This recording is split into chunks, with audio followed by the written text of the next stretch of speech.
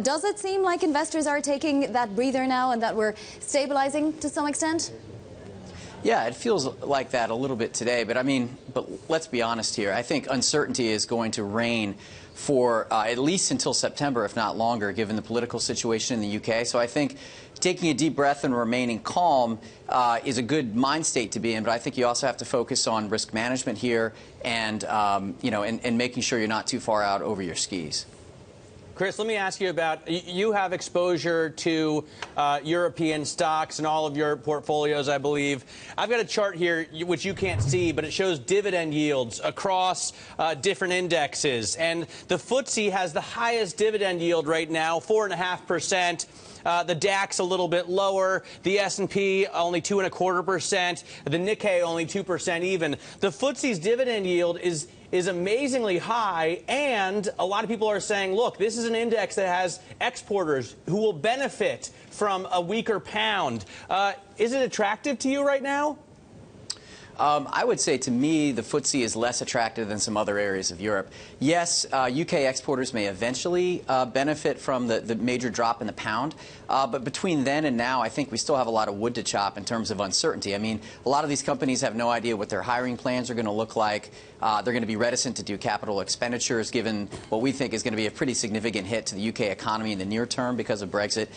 So I like the theme, but I'd say look outside the UK. If you look at places or themes like high-quality global exporters that are domiciled in the Eurozone, I think that those companies may be advantaged relative to their UK counterparts. The euro hasn't dropped quite as much relative to the dollar as the pound has, but they also, I think, are facing a little bit less uncertainty. And I think the bigger point here that you bring up is an excellent one, though. In a world, one of the things that we know, I think, for certain is that global interest rates are going to stay very low for an extended period of time, maybe longer than any of us thought possible. Therefore, the value of dividend growth in this kind of marketplace is, in my opinion, very attractive. There's other markets in Europe, like Norway, that pay a very, very high dividend yield, and even outside, places like Australia also offer what I consider to be a very attractive dividend yield. Chris, I know that in your moderate growth and income fund, you moved from 30% of developed international to 14% ahead of the Brexit vote. I'm curious here, how you feel about European banks. We saw them dip after that referendum, saw them go up a bit today. Something you're interested in now?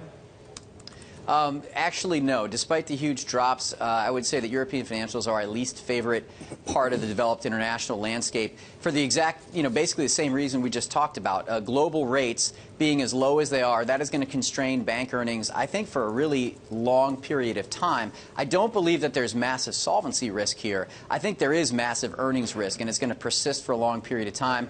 And I think that's just going to make the European banks very difficult. They also have a lot of regulation ahead of them. I kind of think of the European banks as being sort of where the U.S. banks were 3 or 4 years ago, meaning you still had Dodd-Frank to work through. You still, in many cases, had dividend yields that were going down or being cut entirely, not going the right way. So despite the major drop, I'd look at other sectors in Europe before I'd look at the banks.